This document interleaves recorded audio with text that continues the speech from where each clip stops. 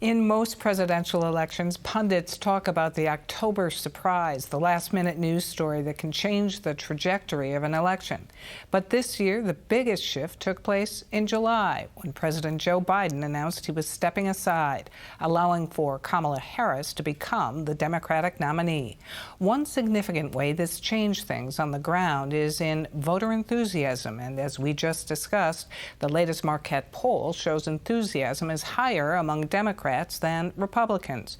Here and Now senior political reporter Zach Schultz shows us how this has changed the race in Wisconsin. Okay, this is great. On a beautiful fall day, the office of the Ozaukee Democrats is bustling. I've never seen this many people wanting to volunteer ever. Deb Dassow is chair of the county party and is getting ready for a visit from Gwen Walz, wife of vice presidential nominee Tim Walz. Well, good afternoon, Ozaukee Democrats. Ozaukee County is the O in the famed WOW counties, the three conservative hotbeds that surround Milwaukee County and make up the base of the traditional Republican Party of Wisconsin. I picked up close to 400 signs last week. We've got 10 left. By the end of the day, another 1,000 Harris signs have been dropped off, waiting to be assembled and put up in yards, a visual reminder of the growing Democratic strength in suburban Wisconsin. Only 998 to go. It wasn't too long ago that a visit from someone like Walz and supporters buying yard signs in Ozaukee County was unthinkable. 4 months ago, this was unthinkable. We had a debate party here that night, and when President Biden walked out, it was like, oh boy. At the end of June, President Joe Biden debated Donald Trump. The mood here was very solemn, and we actually had people say, I'm going to vote for him, but I'm not going to do doors, I'm not going to volunteer. A few weeks later, the Republican National Convention came to Milwaukee, and polling showed Trump with a lead in Wisconsin and Republicans with a huge advantage in voter enthusiasm. The enthusiasm gap for Donald Trump versus Joe Biden is 22 points. 22 points.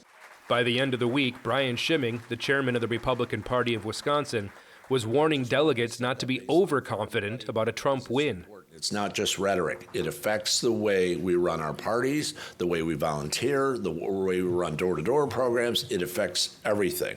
So we got to go for the win. That Sunday, Joe Biden suspended his campaign and dropped out of the race. So I've decided the best way forward is to pass the torch to a new generation. Kamala Harris quickly gathered enough support to become the nominee, and Democratic candidates across the state felt the mood change at the doors overnight. I did feel like I was kind of running a roving therapy session for Relieved Democrats at the doors occasionally, because everyone who was a partisan wanted to talk to you about that and how they felt about it. There's definitely been a shift in enthusiasm. Christy Welch is running for assembly and also serves as chair of the Brown County Democrats. She says voter enthusiasm is more than just being excited to vote. With Kamala at the top of the ticket, we definitely saw a major increase in people, filling out our volunteer form on our website, calling into the office, stopping by. By the time Harris accepted the nomination at the Democratic National Convention, she had taken the lead in the polls and closed the enthusiasm gap. Yeah, so there's certainly been a shift in enthusiasm. I actually just ran into some folks that I saw about 2 months ago, and our faces look a little bit different. And look, with all due respect to the president, there's certainly just a shift in energy. By September, the debate tables were turned. In terms of workers' rights, Democrats at a Green Bay watch party hooted and cheered as Harris delivered a strong performance. We need two things. We need walls. While Republicans across town were upset that some of Trump's statements were being fact-checked by moderators. The vote. Is that what you believe he's trying to do here? No.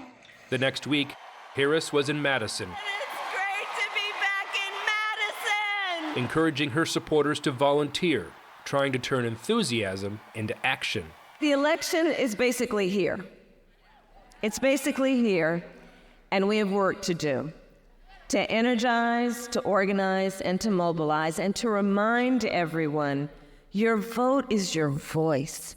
Republicans are asking the same thing of their supporters. Remember, early mail-in voting is underway, so vote, vote, vote. You got to get going. Brian Schimming says Republicans haven't lost on enthusiasm. It's great statewide for us. It's just no longer a blowout. It's very, very high out there. It has not ebbed at all since the convention. It's really, really good.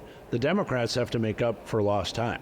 So what appears to be a jump in the enthusiasm gap on their end is more getting rid of Joe Biden.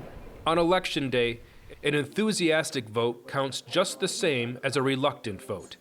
But the campaigns hope an enthusiastic voter will bring non-voters to the polls. I want you to try to be a force multiplier over these next 16 days, because I don't just want you to take yourself to the polls. I want every single person in this room to get 9 of their friends and family to the polls with them. And all of this energy and all of these rallies and all of the door knocks and all of the phone calls and all of the money have to translate into something so wonderful and so simple. That little I voted sticker on more Wisconsin folks than ever before.